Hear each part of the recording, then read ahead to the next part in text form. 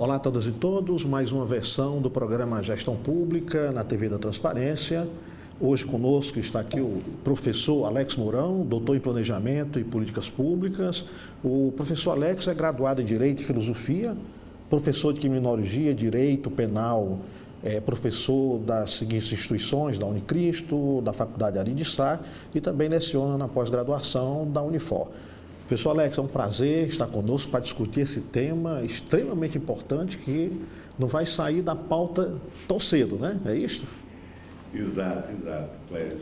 É um prazer aqui conversar com um amigo, sempre um prazer e um aprendizado quando eu venho conversar sobre esses temas de gestão pública, segurança pública, é sempre um grande aprendizado, né? E é um tema que a gente viu que foi muito discutido agora na eleição.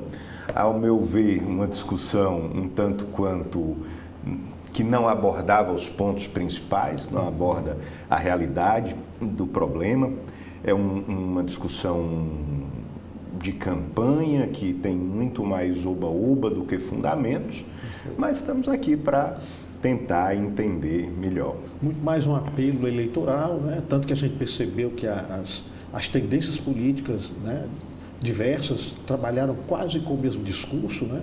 Um reproduzindo o discurso do outro, né? Aquele que parece que conseguia alcançar um eleitorado maior e o outro também vinha atrás, isso eu vou fazer, né? Foi mais ou menos isso, né? É mais ou menos essa a pegada. Até porque eu sinto que os candidatos todos eles olhavam para o problema da segurança pública como se fosse um problema homogêneo, como se só houvesse um tipo de criminalidade que perpassa a sociedade. E a gente sabe que é um bocado mais complexo do que isso, né? Deixa eu trazer aqui para você uma provocação mesmo, certo? Dentro dessas propostas aí, eu vou trazer uma que causou bastante polêmica, né? Que houve algumas discussões, embora não aprofundado, né? Então, vou pedir aqui o pessoal da técnica para trazer para a gente aqui. Isso aqui saiu, né, aqui nos jornais locais, né? Então a gente tem ali uma fala de um dos candidatos. Agora a gente já pode ficar mais tranquilo, né? O candidato André, que trouxe aí para a seguinte proposta, né? Criar um batalhão de elite na guarda, né? Ainda falou, né, da questão do colete e principalmente do caveirão, né? Que aí trouxe uma série de questionamentos e eu queria ver a tua fala aí, né, Alex? O que é que você acha aí desse caveirão, né? Dessa proposta de armar e tornar aí... na minha cabeça eu pensava né, a Guarda Municipal assim como uma elite de Rambo, né? Eu digo, pronto, agora solucionou tudo.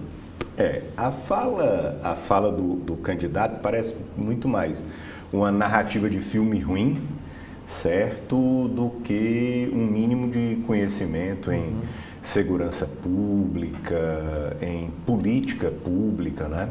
A política pública ela se faz principalmente na análise das necessidades, né? A gente precisa entender a natureza do problema para aí sim apontar caminhos para soluções. E a fala do candidato me parece que ele não entendeu qual era o problema, nem tampouco qual era a solução. Me parece que essa solução era uma solução que tinha muito mais um apelo de campanha eleitoral mesmo do que qualquer fundamento na realidade. E aí eu lembro, inclusive, na campanha, não na passada, na anterior, né? Então, há 8 anos, né? Em que um candidato apresentou algumas propostas, inclusive interessantes, para a segurança pública a partir da perspectiva da cidade, né? Iluminação, melhoria de espaços de convivência, certo?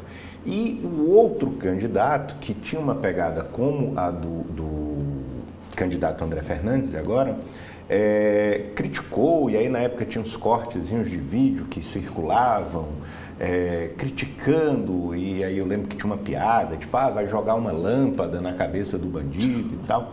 E aí o candidato que havia feito propostas que de fato tinham fundamento nos estudos sobre combate ou não gosto muito desse termo combate, mas redução da criminalidade urbana, o que acontecia? O outro candidato começou a perder voto porque estava sendo ameno, e aqui aspas gigantescas, ameno com a bandidagem.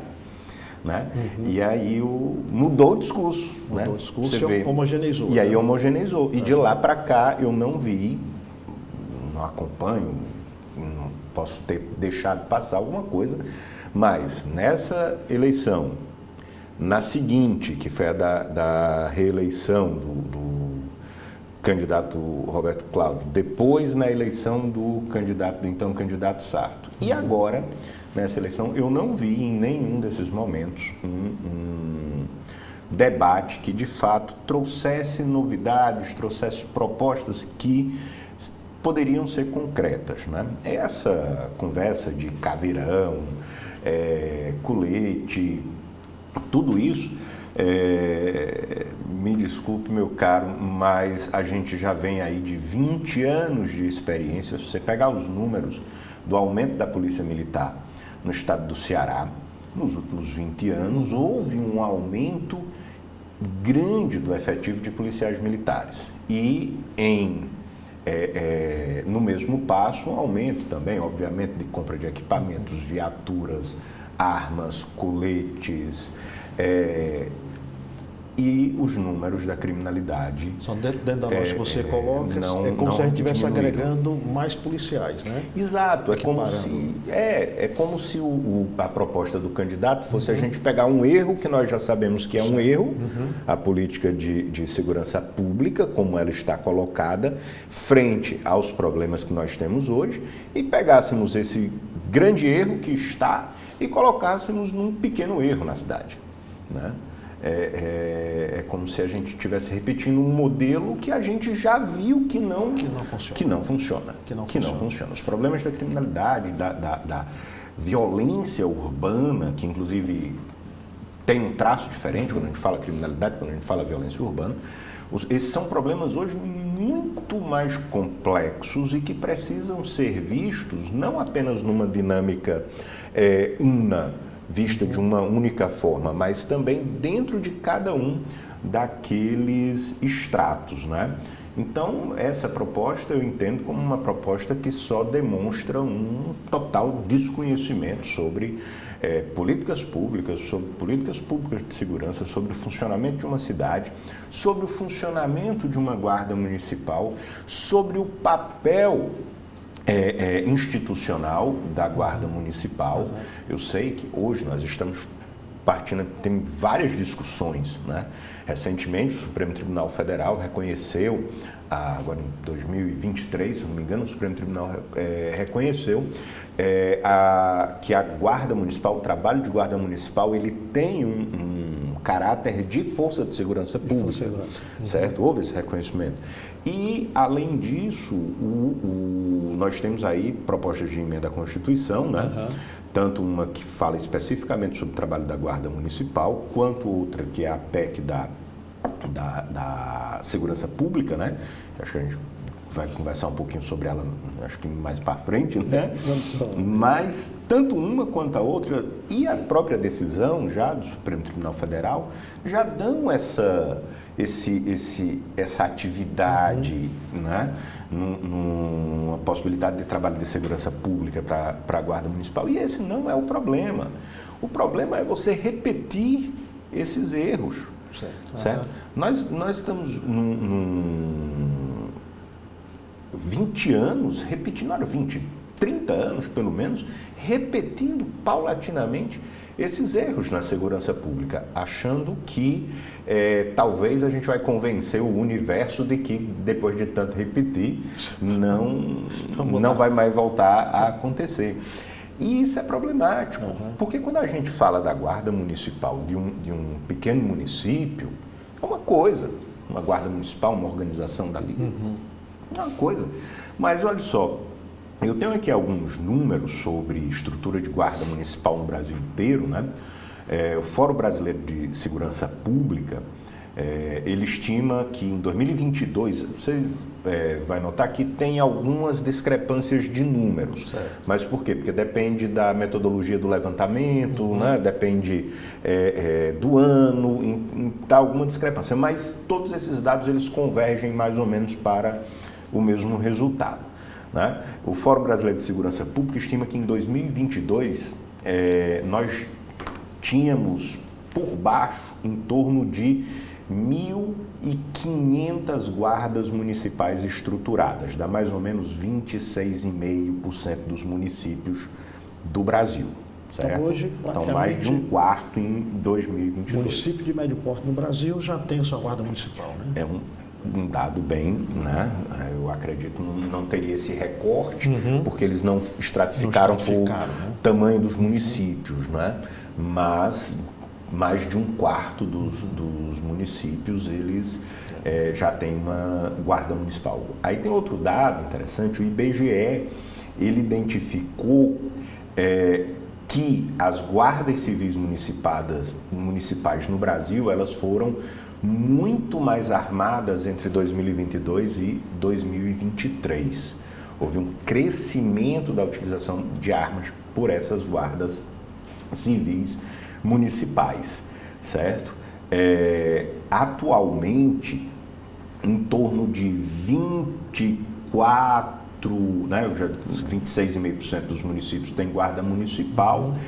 Desses, pelo menos 350 municípios, as guardas municipais fazem uso de arma de fogo. Fazem uso de arma de fogo, certo?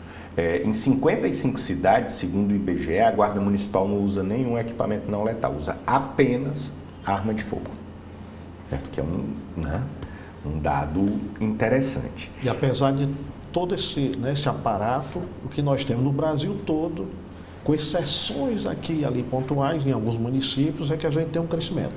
Temos um crescimento do número de infrações penais praticadas em todos os seus formatos. Né? Às vezes ocorre taxa de homicídio, queda, né? Inclusive taxa de homicídio. Às vezes ocorre uma queda em algum tipo de infração penal, às vezes aumenta um pouquinho, dependendo daí de época do ano.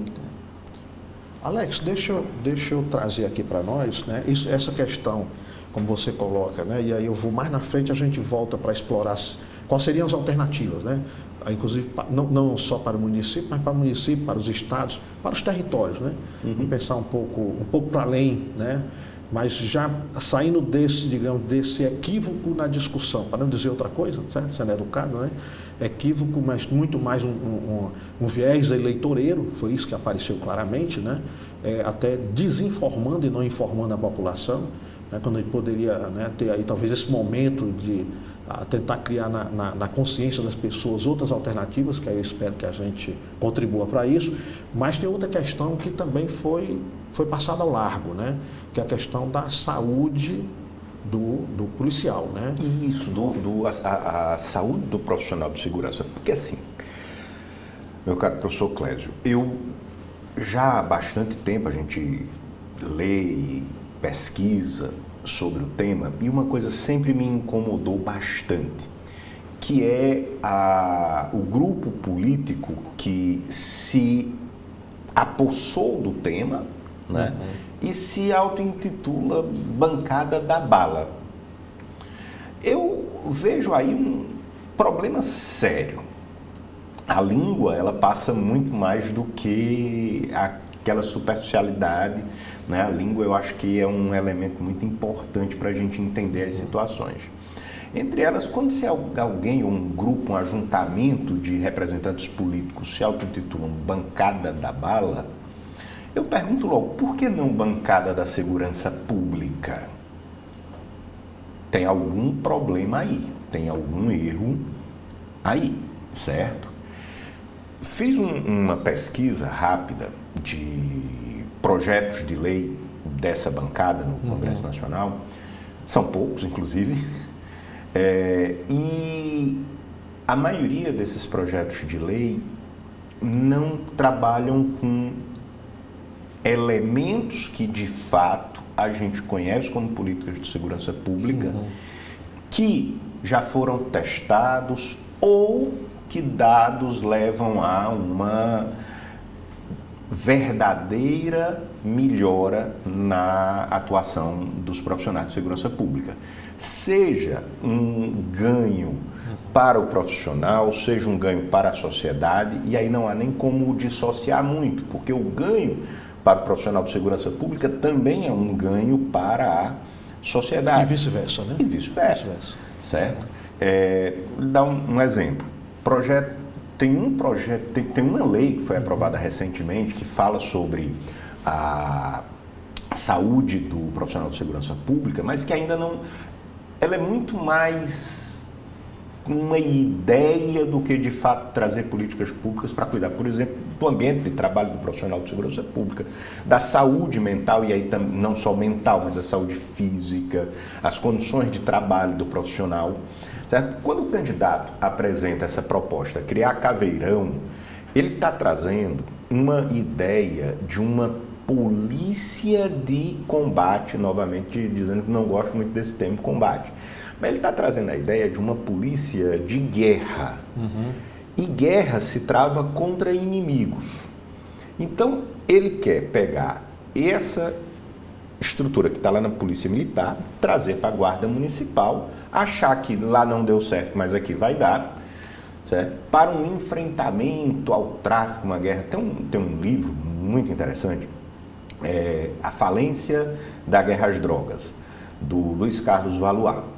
Certo? Inclusive, há alguns anos foi finalista do Prêmio Jabuti, e é um dos melhores estudos que a gente tem na literatura nacional sobre o tema. E ele mostra de forma muito clara, de A mais B, que hoje um dos grandes recortes do crime, que é o tráfico, não será vencido dessa forma. Isso é uma forma eleitoreira. Caveirão, invasão de morro, não leva a nada, não é isso. Não é por aí que Aí você pode tomar o exemplo dos Estados Unidos, com todo o seu potencial bélico, com recursos, com equipamento técnico eletrônico, não conseguiu. Não conseguiu. Aí aqui a Guarda Municipal de Fortaleza vai conseguir. Né? É uma ideia completamente desconectada da realidade. Eu acredito que uma proposta daquela de segurança pública é completamente desconectada da realidade. E não olha para o profissional de segurança. Alex, deixa eu pedir aqui para fazer uma provocação, né? Para o nosso pessoal colocar aqui o link que trata da questão da saúde de segurança, né? Inclusive para a gente, já está na mídia uma discussão que nós não estamos trazendo, né? Não é nova, de certa forma, né? Mas ainda muito incipiente, né? Embora já tenha algumas matérias, né, jornalísticas aqui e ali, alguns estudos, né, já trabalham esse tema. Né? Aqui a gente tem, né, uma matéria que vai trazer aqui a seguinte frase ali, a saúde mental dos profissionais de segurança pública é tema de debate nesta quarta. Aqui a gente está com a questão da Câmara do Deputado trazendo aí, já pautando essa discussão. Né? Então, assim, já aparece como proposta, como você falou, né, normativa. Sim, já temos legislação nesse sentido, mas ainda é muito incipiente, certo? Você vê um número, eu vi esse dado em respeito ao seu telespectador, em respeito ao seu ouvinte, eu não vou me arriscar aqui, porque o tempo está passando e a gente fica com a barba branca e a memória vai fugindo. Mas eu vi um dado que me chamou a atenção. O número de psicólogos na Polícia Militar do Estado do Ceará é muito pequeno. É muito pequeno. E não só aqui. Em outros estados também isso se repete. O que nos mostra uma pequena atenção à saúde mental desses profissionais, certo? Então isso é um outro desafio. Cadê o pessoal da bancada da bala, que deveria ser bancada da segurança pública, para falar sobre isso? Para trazer esse debate, né, já que eles se apropriaram do tema segurança pública. E que fala que trabalha justamente para defender o policial, interesse né? do Então, policial, porque se é a defesa do policial mesmo, ela tem que ser integral, né? Exato. É a discussão do salário, né? A discussão das condições de trabalho, né? Escalas, estresse. O trabalho do profissional de segurança pública é um trabalho limítrofe. Ele é um trabalhador que, no seu desempenhar, é armado. Ele está suscetível de tanto ferir ou matar alguém, quanto ser ferido ou morto. Você todo dia acordar para ir trabalhar, tendo essa perspectiva, é um estresse muito alto, né? É uma profissão que de fato tem uma carga de estresse muito elevada por si só. Mesmo que nós tivéssemos condições muito melhores de trabalho profissional de segurança pública, só isso já seria motivo para estresse. Então, quando você tem... Com todas as outras questões, se a gente tivesse, né, uma melhor qualidade no uso dos equipamentos, eu estou falando até inclusive os veículos, né, que muitas vezes se coloca que é uma profissão que não deva ter, é para ter mesmo, né? São quantas horas, muitas vezes, sentado ali na direção, uma direção, né, que não é uma direção fácil, né, de um veículo que você tem que estar em perseguição. Quer dizer, todo esse grupo de questões ali que permeiam a saúde, né, a saúde física no sentido mesmo de estar exposto a situações. Violência, né? Ele está ali na primeira linha, está na ponta, né? Mas a gente fala, está na ponta, então existe isso. E quando eu falo aqui, está na ponta, eu não estou falando aquele discurso que, inclusive, eu acho péssimo para os próprios policiais, aquele discurso policialesco de YouTube, né? De herói. Não. O policial é um profissional que desempenha uma função extremamente estressante, perigosa, certo? Mas a gente encampar essa ideia, né? O próprio profissional de segurança pública encampar essa ideia do herói, do combatente, isso é ruim para ele, inclusive, certo? Por conta de todos os riscos inerentes. Então, assim, é um profissional que trabalha numa situação limítrofe, que precisa de uma atenção física e mental. Pra você ter uma ideia, tenho dados aqui de uma pesquisa financiada pelo Fundo das Nações Unidas para a Infância e o Fórum Brasileiro de Segurança Pública, certo? Que fala sobre o número do suicídio, né, de policiais. E tem aqui uma outra, são dados do Boletim de Notificação de Mortes Violentas Intencionais, autoprovocadas e tentativas de suicídio entre profissionais de segurança pública. Tanto um dado quanto o outro são muito estarrecedores, né?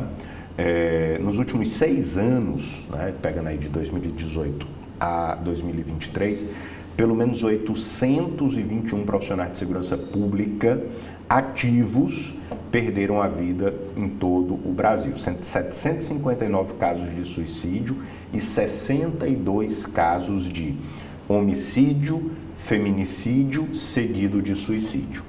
Alarmante. Mata o companheiro, a companheira e depois comete o suicídio. Só esse dado, Alex, me desculpa aqui te interromper, mas só esse dado já é suficiente para a gente refletir e criticar, né, essa bancada que se apropria, né, e aí são em todos os estados, né, mesmo municípios hoje, a bancada do Legislativo Municipal, os nossos deputados estaduais que se apropriam desse tema, os deputados federais que estão fazendo uma discussão completamente equivocada, né? Completamente. E os próprios, né, agentes de segurança deveriam começar a se mobilizar para exigir, né, uma outra discussão, né? Uma discussão mais ampla, né? Quer dizer, é como se a gente estivesse colocando aí, né, esses policiais aí que vão resolver o nosso problema e eu não tenho nada a ver com as consequências para ele, né? E é uma responsabilidade da sociedade. Daí, né, os nossos legisladores têm que voltar os olhos para isso, né? Exato. A Organização Mundial de Saúde, ela estima, né, pelos os padrões da Organização Mundial de Saúde sobre suicídio, por exemplo, estima-se que os policiais eles têm um índice 4 vezes maior do que o restante da população, né, de suicídio. Então, é, assim, muito, muito, muito preocupante. E aí as pessoas falam de segurança pública a partir do policial, não com o policial inserido nessa discussão, certo? Então, muito mais, eu penso que muito mais efetivo, e aí a gente não está nem chegando ainda em pontos como estratégias de policiamento, mapeamento, uso de tecnologia, nada disso. Vamos pegar o basicão, aquele primeiro, né? A gente sempre diz, né? Vamos fazer primeiro o básico, que é o quê? Cuidado profissional. A gente não está fazendo nem isso, aí a gente fica vendendo caveirões, drones, tecnologias mirabolantes como panaceias que vão apresentar soluções de tudo. E o essencial que é o material E o humano. essencial, o cuidar ali do ser humano, nós não estamos fazendo. Nós não estamos fazendo. E eu ainda dentro dessa perspectiva, aqui, ó, por exemplo, nós temos aqui a lei 14.531, né, que é a lei que eu estava falando, ela prevê esse apoio à saúde mental e prevenção ao suicídio dos profissionais de segurança pública, mas ainda não temos dados para saber o quão efetivo, né, tem sido implementadas as diretrizes dessa legislação. Se eu não me engano é isso, enfim. Mas a gente não tem dados ainda porque é o único dispositivo que tem sobre isso. Os debates me chamam a atenção ali sobre a Câmara dos Deputados, né? O link que você colocou está trazendo isso, ótimo, parabéns, vamos ver o que vai sair disso, porque não se discute isso regularmente.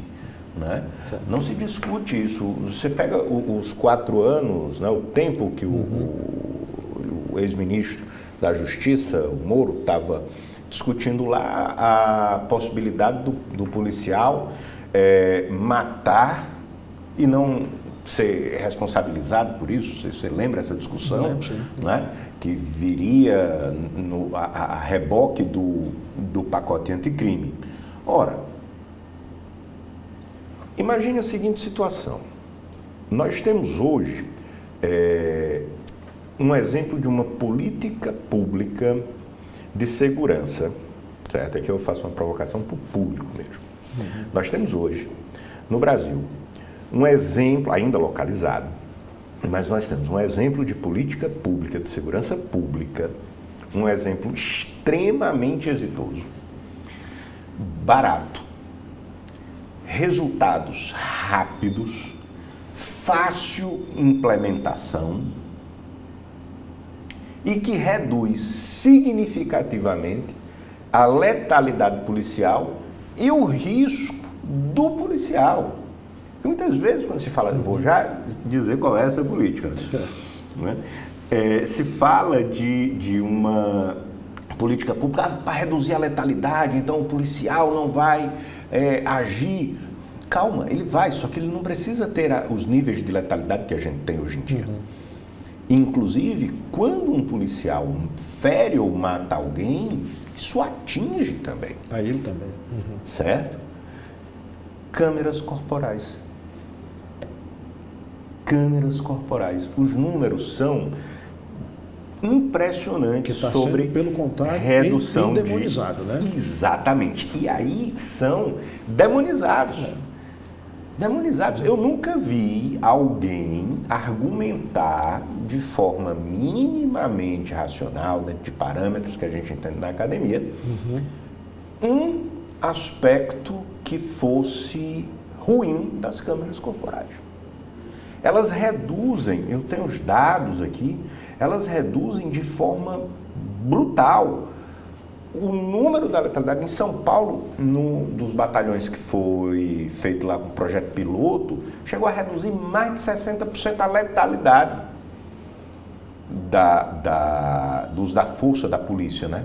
E reduz também o risco do policial. Você reduziu os dois, né? Reduzir os dois. Ou seja, não só é uma camada de proteção para a sociedade, mas também para o próprio profissional de segurança pública.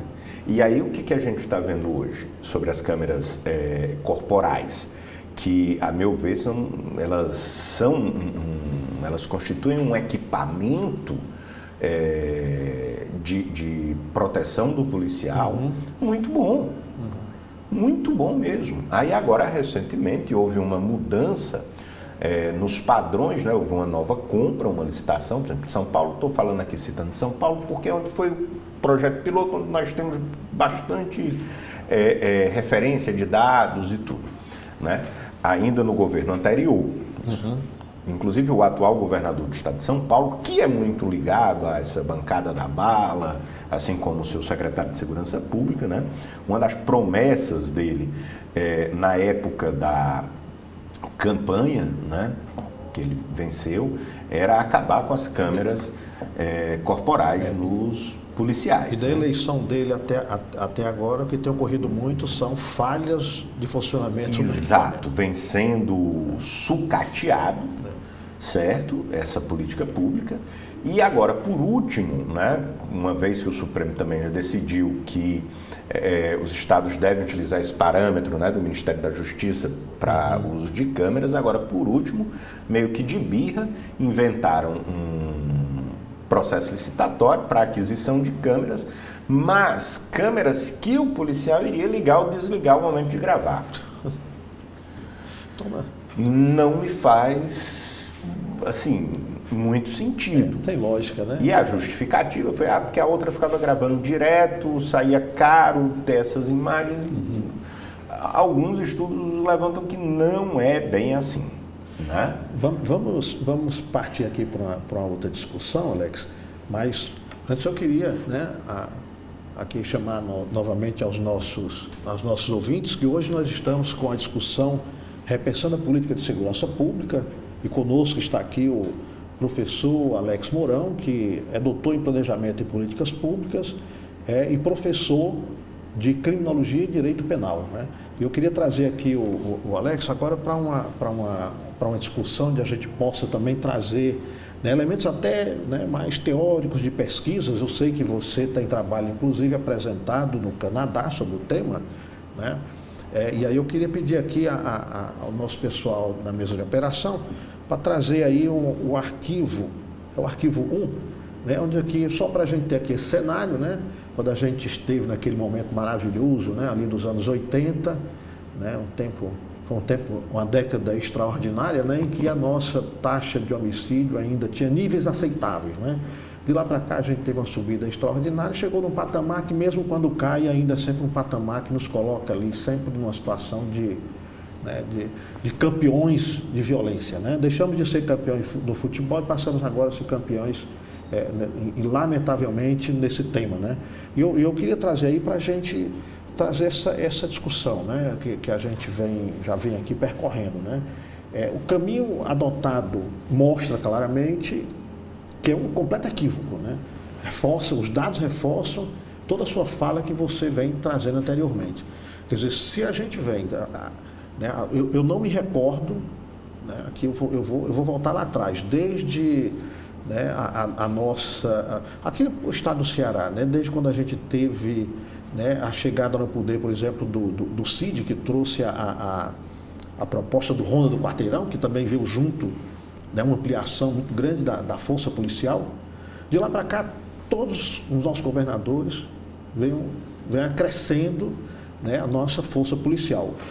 Armamento, como você mesmo salientou, mas lamentavelmente, né, os resultados não estão aparecendo, né? Estão sempre indo crescendo.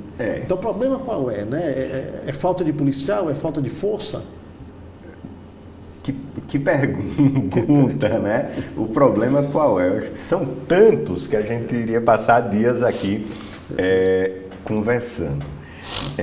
Mas, assim, quando você falou aí do Ronda do Quarteirão, eu lembro agora do que a gente estava falando aqui no começo da nossa conversa, sobre a lâmpada, né? Aquela coisa toda lá, as políticas públicas, qual o papel da cidade, né? No enfrentamento à violência.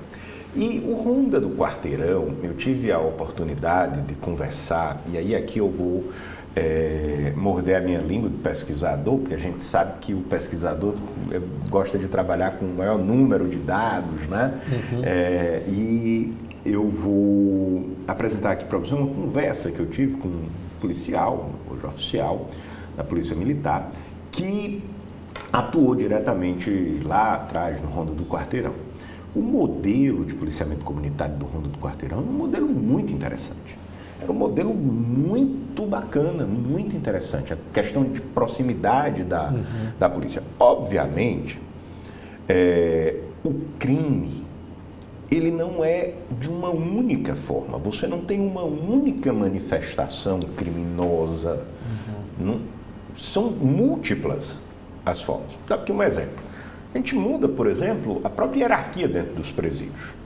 Você pega, nos anos 80, nos anos 90, o topo da hierarquia dentro dos presídios era o assaltante de banco, porque era o tipo de crime mais complexo, que exigia uma cabeça criminosa para aquilo ali, que dava uma maior renda para o delinquente, para o bandido. Então, o topo, né, dessa hierarquia dentro do presídio era... Possuía mais capital. Né? Exato, era o assaltante de banco. Hoje é o traficante, é o líder de facção, essas coisas. Então, muda, certo? O Ronda do Quarteirão, ele foi feito para um tipo de enfrentamento, certo? Era um policiamento ostensivo, mas com objetivos muito particulares, que era criação de laços de confiança com a comunidade, resolver aqueles conflitos mais próximos ali da vida da comunidade. Então, essa ideia do Ronda, eu acho uma ideia incrível, certo? E aí, conversando com esse colega da Polícia Militar, ele me diz o seguinte: o problema é que o Ronda, ele começou a ser atacado pelo próprio Ronda, pela própria polícia. Né? Ele dizendo que teve concurso para policiais do Ronda do Quarteirão. Então, outros policiais diziam: isso aí não é polícia. Ronda não é polícia. Ronda não enfrenta a bandidagem. Também a polícia também não ia. Não precisa. Enfim. Então, dizia isso. Ronda não enfrenta. Ronda não vai para trocar tiro com bandido. Não sei o quê. Tinha isso. Então, virou meio que uma chacota, uma subpolícia. Sim. Quando nada disso, era uma questão de papéis. Tinha muito mais o sentido da prevenção, né? Isso, da prevenção, da proximidade com a comunidade, de entender os problemas daquela comunidade, certo? De criar confiança da comunidade com o Estado. Porque a gente vê muito nos textos de sociologia que o Estado, quando chega na periferia, é como polícia. O Estado não chega de outra forma. Né? A gente costuma dizer, inclusive, que o Estado já é mínimo. Quando essa discussão do Estado mínimo, a gente já fala isso há muitos anos. Nas regiões mais pobres das cidades, o Estado já é mínimo. Né? Os liberais, com o discurso do Estado mínimo, vai na periferia que você já vai ver o que é o Estado mínimo. Certo? O Estado está máximo aqui, nas regiões centrais das cidades, nas regiões ricas das cidades. Certo? Então, eu acho que o Ronda do Quarteirão tinha um papel importante. O problema foi, de dentro mesmo, houve um movimento para desarticular o Ronda do Quarteirão, e é interessante que você nota que depois do Ronda do Quarteirão, quais são os tipos de policiamento que ganham estrutura, são os policiamentos ostensivos, são os policiamentos com uniformes pretos, caveiras, raio e outras toda uma simbologia, coisas, né? Que traz uma simbologia e que diz, o governador está enfrentando. Certo? Então, o discurso acabou sendo permeado por dois problemas, eu imagino. Um dentro da própria corporação e outro social. Porque em pouco tempo a gente não tinha como ter um resultado social dessa aproximação. Eu estou desde sempre longe da sociedade, longe das periferias. Eu só chego batendo. Aí no dia que eu abro a porta eu já quero resultado em 1 ano, 2? Não existe. Não existe. Né? E aí, quando o Estado não viu esse resultado em termos de repercussão pública, virou a chave, volta para a polícia do enfrentamento, a polícia de guerra, que, de certa forma, dentro da estrutura dos diversos tipos de crime, ela vai ter o seu papel. Sim, sim. certo? Uma não descarta outra, né? Não, e que esse papel não pode ser o papel preponderante. Porque se chegou a esse ponto é porque nós fracassamos em todo o outro, enquanto sociedade. Perfeito. Certo? Então, a ideia é essa. Só que a gente é acostumado com uma ideia de crime, como eu estava falando, como se fosse uma coisa só. Mas não é o crime, são os crimes. Eu tenho aquela criminalidade. E isso é muito bem visto quando você imagina o seguinte.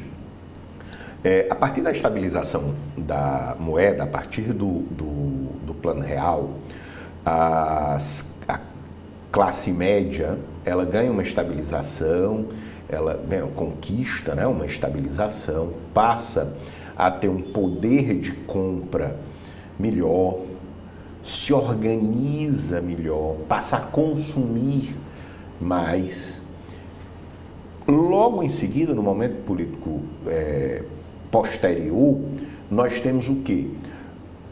A gente começa a ampliar as políticas públicas, ali no começo dos anos 2000, mais ou menos. Então, acho que no final do governo Fernando Henrique, o primeiro governo Lula, a gente começa a sentir isso, da estabilização, e depois no governo Lula, um governo com um enfoque mais social, a gente começa a ter implantação de políticas públicas em larga escala. Já tínhamos algumas políticas públicas antes, mas a gente começa a ter esse enfrentamento à pobreza e à miséria de uma forma bem mais robusta. Pelo que você está colocando, dentro do orçamento. Historicamente foi ontem. Foi ontem. Né? Se a gente E aí a gente na história do país, Exato. não é nada, né? Aí nesses 25 anos, vamos pegar aqui mais ou menos um quarto de século, nós não tivemos uma redução dos gráficos de crime. Pelo contrário, a curva vem sempre sendo ascendente. Então, eu posso dizer que, eu reduzi, mesmo que pouco, porque o Brasil ainda é um país que tem um verdadeiro abismo, né, entre as classes sociais. Então, nós temos uma desigualdade gigantesca. Mas nós conseguimos reduzir alguma coisa, nós conseguimos, nesses 25 anos, trazer uma camada da população que era muito mais pobre para algum alento de mercado, de consumo, alguma coisa assim. O mínimo certo? de dignidade. Isso. Né? Política habitacional, Minha Casa Minha Vida. Né? Exato, Bolsa Família, todas essas coisas. Mas nós não conseguimos, e aí alguns analistas, observadores da época, ficaram assim, como é que nós tiramos tantas pessoas da extrema pobreza, mas ainda assim, porque era esperado, né? Você pega a literatura dos anos 80, 70, na sociologia que trabalha essas políticas sobre crime, que era esperado que reduzida a desigualdade em alguma monta, que reduzido que trazendo essas pessoas para o mercado, nós reduziríamos a criminalidade. Mas aí a criminalidade foi aumentar nos últimos 25 anos, o número de homicídios, crimes contra o patrimônio, né?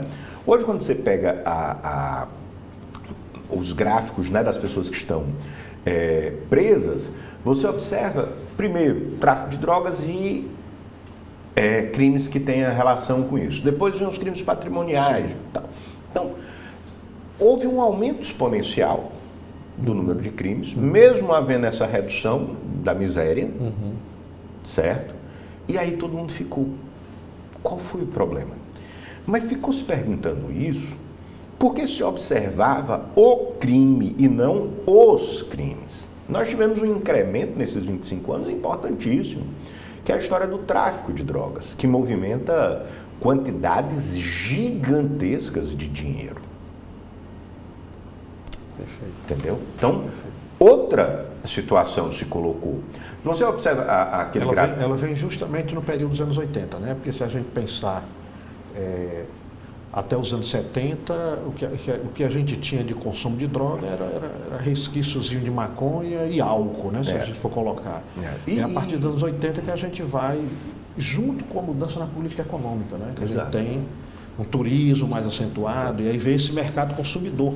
Exato. Mas mais do que o próprio mercado consumidor brasileiro, o Brasil hoje ele é importante nessa teia do tráfico internacional de drogas. Ele é importante mais do que como mercado consumidor, é como escoador dessa produção, né? Da droga que vem de outros países, passam por aqui como caminho para Europa e Estados Unidos.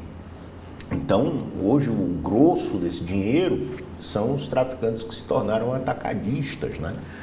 Então, isso requer uma nova estruturação da segurança pública. E aí, meu caro, é esse tráfico, são essas facções que têm que organizar essa passagem de drogas pelas cidades. Não é à toa o crescimento dos homicídios em Fortaleza, Recife. Existe um porquê da passagem dessa droga. E aí, o candidato que me perdoe, mas não tem caveirão para a guarda municipal que faça frente a esse tipo de coisa. As estratégias são outras, certo? É inteligência, é política nova sobre as drogas. O que o Estado brasileiro quer sobre drogas? Eu vou chamar sobre consumo e sobre tráfico. Pela questão que você está levantando, eu vou pedir aqui aos colegas aqui, inclusive vou soltar aqui lá para o arquivo 2 que você me levou para lá, certo? Então eu vou pedir aos colegas para trazer o arquivo 2, isto. Muito obrigado, viu, gente? Que aqui é uma referência, né, à prisão do Al Capone. E aqui eu queria ver contigo, Alex, a gente tem duas, até a grande escola de Chicago, né, talvez aquela que começa a ter um outro olhar diferente sobre a criminalidade para quem, né, para os mais jovens, né, esse é um período em que os Estados Unidos tinham as suas gangues, né, aí a droga era o álcool, né, que na época proibida, e a gente teve um momento em que os grupos criminosos eles se institucionalizaram, né, foram para os parlamentos norte-americanos, foram para as instituições, né, prisionais, aquilo que hoje se desenha entre nós, né? Até o risco de se fazer um concurso público e a gente ter o aprovado do concurso público já ligado, né, às associações criminosas. Então, os Estados Unidos viveu isso e teve uma alternativa que foi a criação, inclusive, de uma universidade, né? Uma universidade que tematiza, né, que traz toda essa discussão e aprofunda com pesquisas, com estudos. Tem uma outra escola que aí, né, você conhece bem, até porque esteve lá presente, né? O Canadá hoje, né, desponta aí com um centro de excelência de pesquisa e estudos. E aí eu trago para você o seguinte: nós estamos fazendo essa discussão, né? Essa discussão tem sido muito jornalística, né? Não está no momento da gente também ter o nosso centro de estudo. O Brasil hoje, esse problema no Brasil já não caberia a gente pensar nisso seriamente. Está faltando? Tem, né? É muito incipiente. Eu acho que nós temos uma pesquisa acadêmica muito interessante. Inclusive, não sei como está hoje, mas até há alguns anos tinha dentro do governo do Estado do Ceará, ligado à Escola de Segurança Pública, né, Academia Estadual de Segurança Pública, um debate sobre isso, se eu não me engano, com policiais, com academia, levantando dados estatísticos. Tinha um grupo dentro do governo do Estado que estava pensando sobre isso. Não sei como está hoje, certo? Qual é o modelo que eles estão utilizando hoje. Mas você também abrir espaço, mesmo financiando pesquisa, mas não escutando o resultado dessas pesquisas, também não é, né, muito, não vai ter um resultado bom, né? Não adianta, tá aqui, você vai fazer as pesquisas, vai produzir conhecimento. Aí quando eu trago o conhecimento, você diz, não vou usar não. Aí eu lembro da história das lâmpadas. Não vou usar, porque aí eu lembro da história do Ronda do Quarteirão. Aí eu lembro da história das câmeras corporais, não vou usar. Entendeu? Acho que hoje a gente tem um bom debate público. Ainda bem a universidade, ela tem saído da sala de aula, está debatendo com o Estado, está debatendo com outras instituições também da sociedade civil. Mas ainda é insuficiente para fazer um novo discurso, né? Isso, e principalmente se a gente pegar um recorte aí dos últimos 10 anos, onde nós tivemos um discurso político bastante desconectado da realidade e sem interesse de conexão com a realidade. Nós temos visto aí cada vez mais, isso me preocupa sobremaneira, que é o discurso político desconectado de qualquer fundamento fático. Não estou nem falando de fundamento científico, acadêmico, não. Sim, sim. Certo? Simplesmente a gente vê, você pegar aí, eu às vezes acompanho alguns discursos desse pessoal dessa tal da bancada da bala, e você olha, não tem relação com as necessidades sociais. Ou seja, a gente não está indo nem para a pesquisa mais apurada produzida na academia. Antes disso, a gente já está na própria relação com a sociedade, já está, em vez de pontes e trocas, nós temos um muro. E esse muro ele é fabricado com as fake news, ele é fabricado com informações truncadas, com respostas fáceis. E não existe uma resposta fácil para uma pergunta difícil.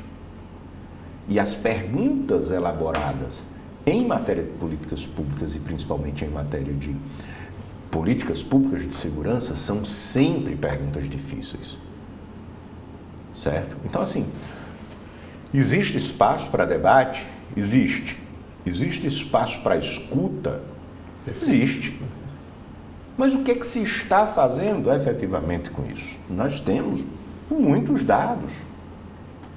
Veja, há alguns anos, os dados sobre porte de arma, sobre a legislação de arma, certo?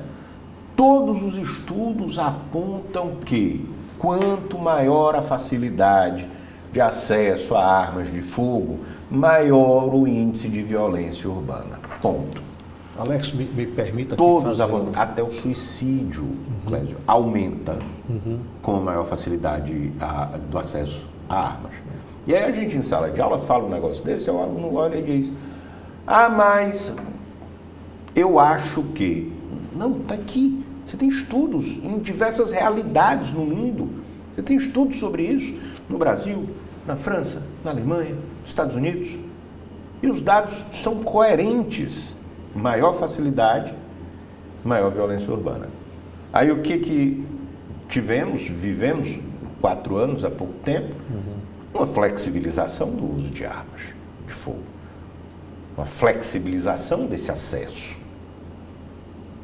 Me parece aqui, eu fazia uma comparação esdrúxula, né? Mas nós tivemos um momento em que a seca no estado do Ceará e no Nordeste como um todo, ela se mostrava algo muito cruel, né? Ela era muito visível. E isso dava voto. Isso, inclusive, gerava riqueza e garantia poder político, né? E a gente conviveu com isso durante muito tempo, apesar de estudos, apesar de estudos que mostravam determinadas alternativas e saídas, mas não se olhava para essas alternativas, né? Porque o ideal era que, de fato, tivesse a seca recorrente, porque ela garantia aquele status quo. A minha preocupação hoje, aí, né, diante dessa tua fala, né, que a gente esteja, agora não no Nordeste, no semiárido, no Nordeste todo, né, mas no Brasil como um todo, com uma variável, né, que agora é a criminalidade, que garante poder, né, que garante voto, né, que está sendo utilizado permanentemente. Nunca, né, a gente tem visto aí, saído, né, ultimamente aí de lá para cá, em todas as eleições, em todos os estados, quer dizer, o foco agora, todo mundo focado nisso, né? Eu garanto os meus votos que me mantêm no poder se eu reproduzir esse discurso, e não é só reproduzir o discurso, mas é agir para fortalecer o discurso. Quer dizer, eu aumento, vamos já ter concurso novamente para policial no estado de Ceará, né? E em todo o Brasil a gente deva ter isso, porque a gente está se aproximando das eleições, então vamos aumentar né, o número da força, vamos continuar e vamos assistir também nas eleições para governo do Estado a reprodução do que a gente viu para os municípios, com mais força ainda, né? Então a gente está trazendo agora um outro elemento que parece ser aquilo que garante a manutenção do status quo político de poder, né? Exato. E está se adensando, porque você observa, nós tivemos a transposição desses tipos de crimes, né? Eles vão ficando cada vez mais complexos. E a cada camada de complexidade dessas, mais dinheiro envolvido. Mais dinheiro, mais poder, certo? Mais relações muito inapropriadas, para dizer o mínimo, né, com o Estado. Então, é um problema que a tendência, até que o Estado brasileiro resolva agir, até lá, a tendência é piorar. E te dou um exemplo. Nós falávamos agora há pouco sobre o assaltante de banco, depois o traficante de drogas. Hoje, a gente está vendo aí uma discussão gigante sobre lavagem de dinheiro. O tráfico de drogas movimenta uma quantidade absurda de dinheiro. Isso está migrando para outros setores da economia via lavagem de dinheiro. Aí, junta-se a isso apostas ilegais, junta-se a isso financiamentos de campanhas, junta-se a isso domínios territoriais. Certo? Nós já vimos agora nessa eleição diversas denúncias sobre você falou aí da seca. Eu lembrei qual era o termo que a gente utilizava quando estudava essas questões políticas referentes à seca, o coronelismo, né? O voto, o curral eleitoral, o voto de cabresto. Mas é isso. Quando aquele grupo criminoso tem uma ascendência sobre um determinado território, ele está fazendo exatamente a mesmíssima coisa.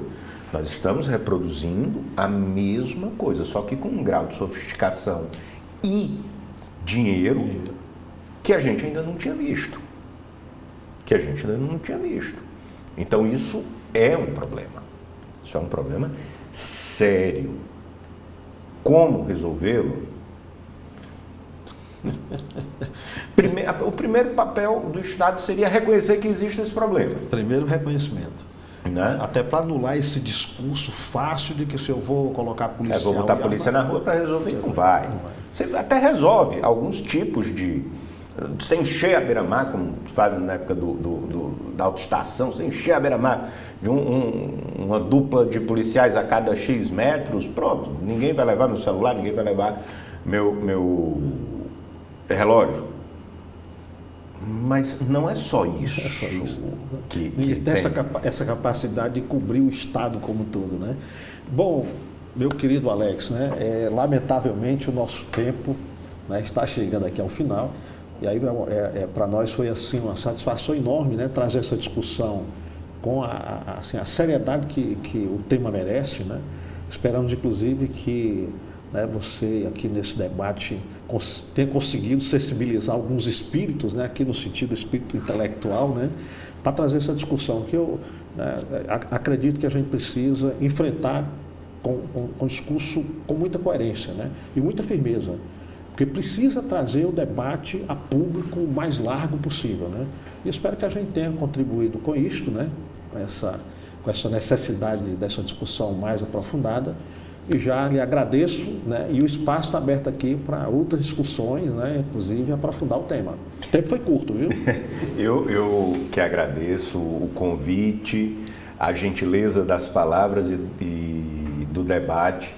Eu acho que, de fato, é um tema importantíssimo, é um tema que deve ser apropriado por toda a sociedade, não apenas grupo A ou B, porque envolve as gerações presentes e as gerações futuras.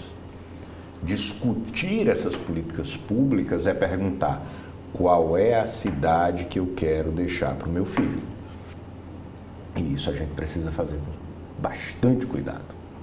Certo? Muito obrigado, eu estou sempre à disposição aqui para o seu programa e para a TV da Transparência. Muito obrigado, meu caro. Obrigado a você. Com estas palavras a gente encerra o programa e fica o convite para que assista na íntegra e principalmente divulgue para que a gente tenha esse debate de fato concretizado, né? Compartilhe o vídeo, né, que vai ser muito interessante para a sociedade como um todo. Grato a todas e todos.